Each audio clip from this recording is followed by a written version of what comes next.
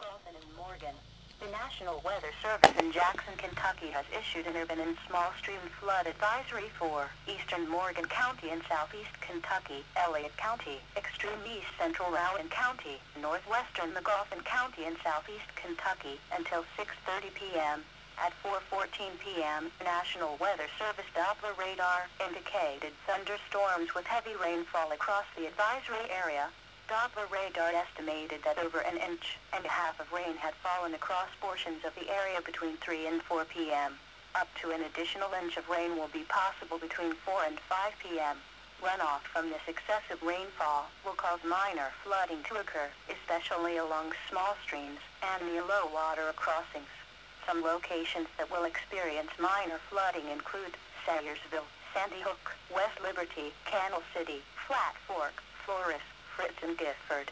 Do not drive your vehicle into areas where the water covers the roadway. The water depth may be too great to allow your car to cross safely.